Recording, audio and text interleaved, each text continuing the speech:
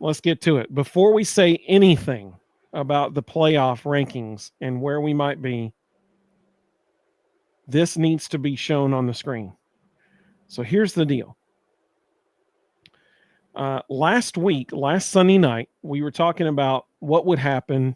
And listen, I'm 100% aware that the playoff is not based off the AP poll. I get that. I totally understand that. But the AP poll comes out on Sunday. The playoff poll comes out on Tuesdays. And I said last Sunday, I would be shocked if the playoff committee doesn't at least look at the AP poll, because they have 48 hours to do so, to look at it before they announce their poll. I said I would be shocked if they didn't actually look at it. Well, this right here proves that they look at the AP poll. They have to, because what you see on the left side of the screen is last Sunday's AP poll. What you see on the right side of the screen is the playoff rankings that came out 2 days later. They are almost identical. Numbers 1 through 5 were the exact same.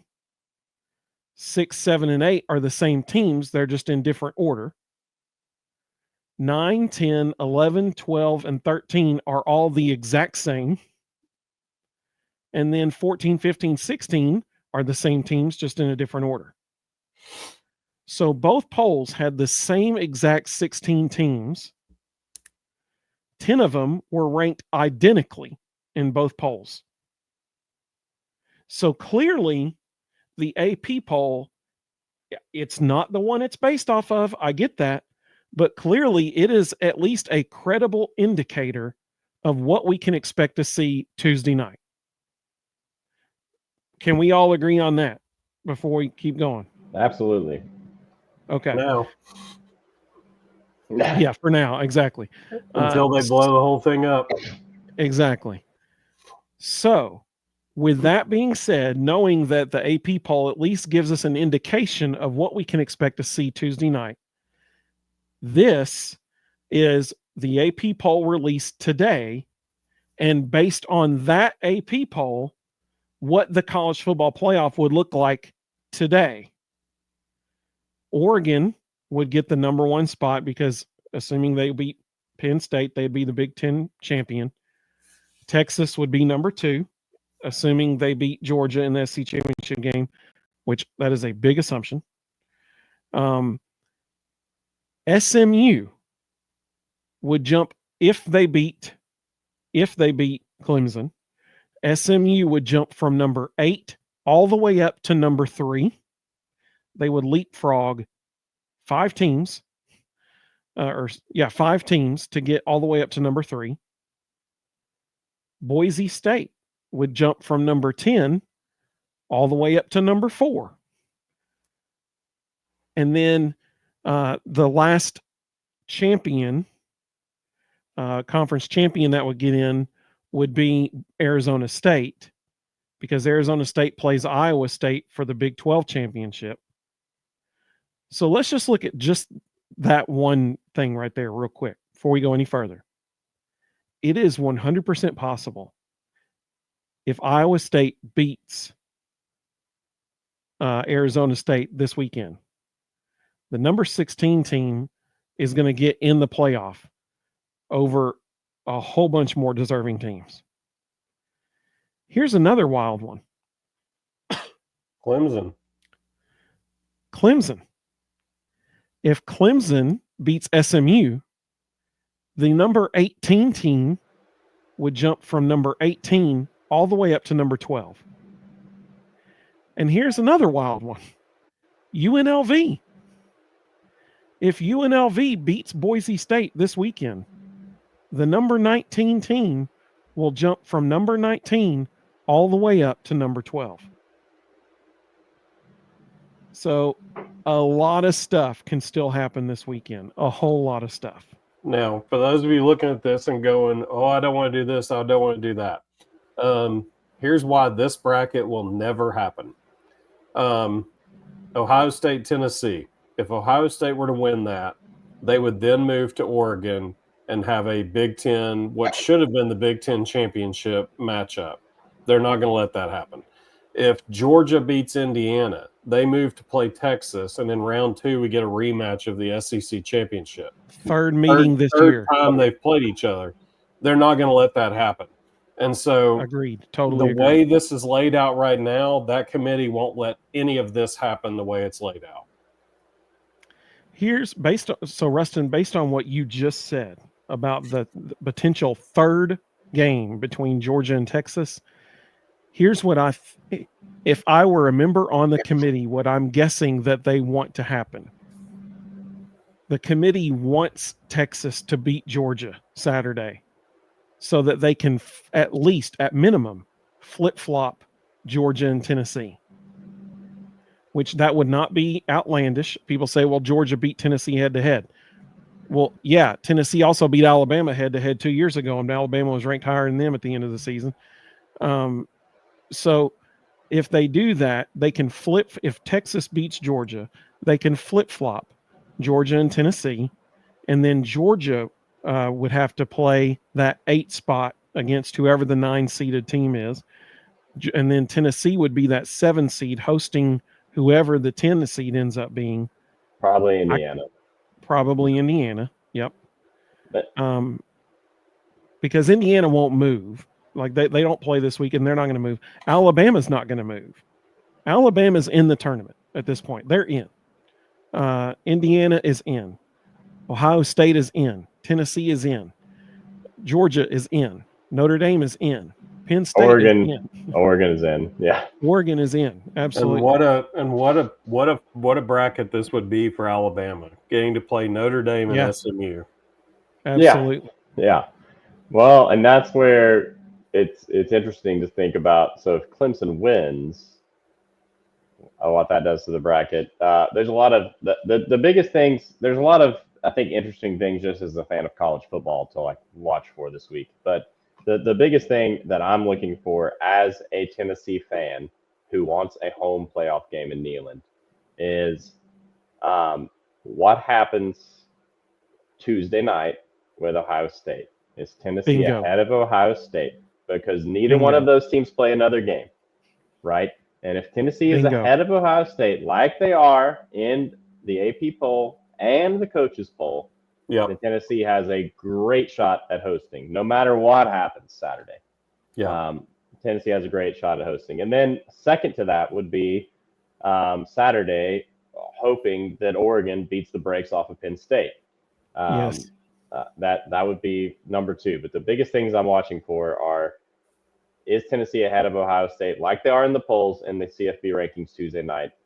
And then secondly, can Oregon beat the brakes off Penn State and maybe have them drop below Tennessee as well? And then third would be, if Texas beats Georgia, I think Tennessee is going to be ahead of Georgia as well. So those are sort of my top 3 things as a Vol fan that I'm watching for.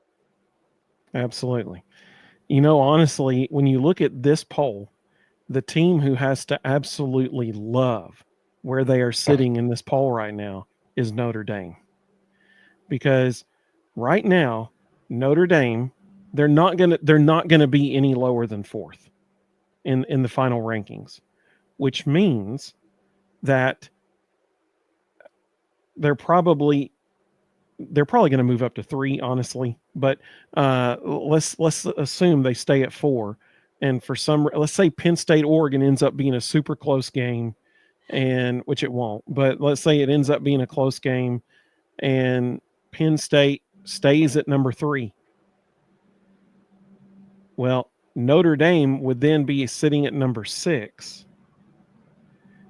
Their first round matchup would be more difficult, but they get to host it, than their second round matchup against SMU. Mm-hmm. Let's say that somehow, which personally I think this is what's going to happen. I think after the playoff, or not the playoff, but after the conference championship weekend happens, I think Notre Dame is going to move up to 3rd in the rankings, because whoever loses the Big 12 championship, especially if it's Penn State, will drop below Notre Dame. If that happens, Notre Dame has sealed up the 5 spot. which that means they would then get to host the Big 12 champion. So there's a win. And then they would get to play either Boise State or, depending on how it plays out, if UNLV upsets Boise State and Clemson upsets SMU, then they would be playing Clemson. Yeah. So Notre Dame, Clemson. So Notre Dame, honestly, if you're a Notre Dame fan out there watching this, you got to be tickled pink looking at this bracket because you are sitting pretty. I agree with Reed. It is going to be very interesting to see where Ohio State is ranked Tuesday night.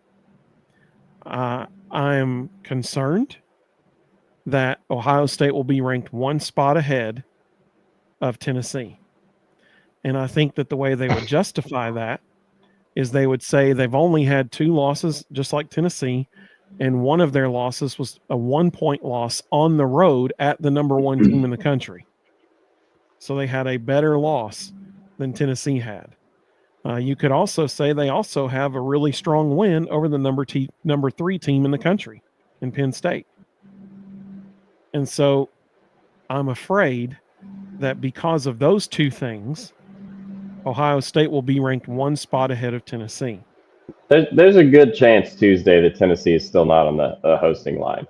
And so that's when you go down the list of saying, all right, well, if Texas beats Georgia, that should get Tennessee in the hosting line.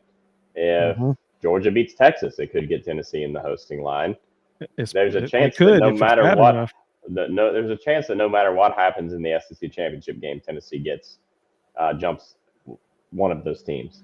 And then obviously if Penn State gets destroyed by Oregon, then Tennessee has a great chance to get in the hosting line. So there's like a myriad of things that can go Tennessee's way this coming week to host a football game in Neyland for the playoff, probably on the 21st of December on a Saturday. So if I had to wager on that, I would say that one of those things happens. But Saturday might not actually matter for Tennessee if they're already in the hosting line Tuesday. You're exactly right. It won't. You're exactly right. Yeah. The case for Tennessee being ranked 1 spot ahead of Ohio State is that Tennessee, I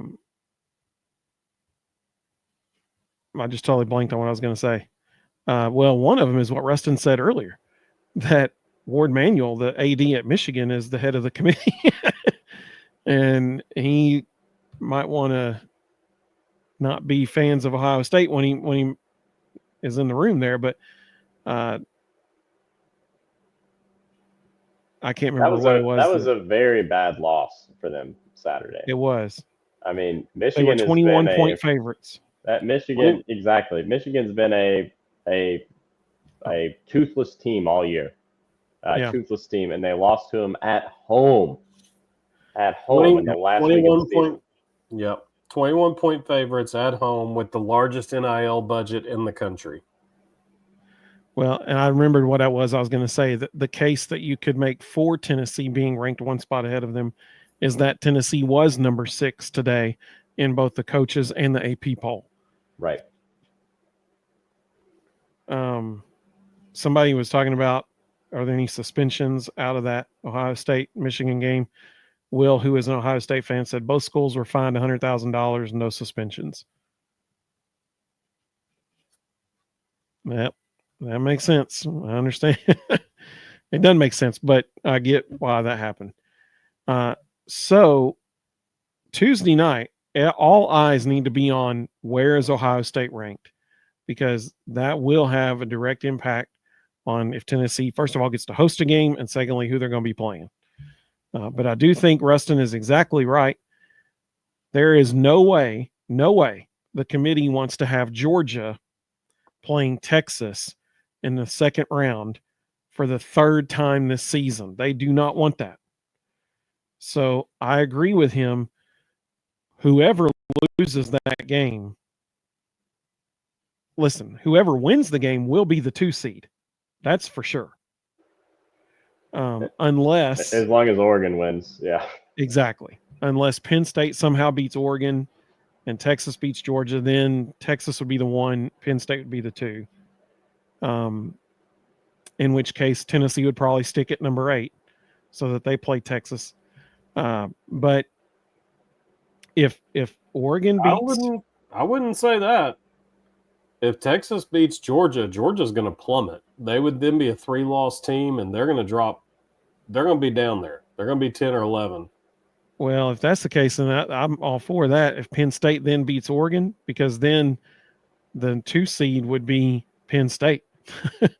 And so sign me up for the 7 spot hosting a game against somebody like Indiana. Well, it would be Indiana. Like Indiana is pretty much locked in at the 10 spot because based on the conference champions, based on who else has to play, I don't think they're going to drop the loser of the Big 10 or SEC championship games below Indiana. I don't think that's going to happen.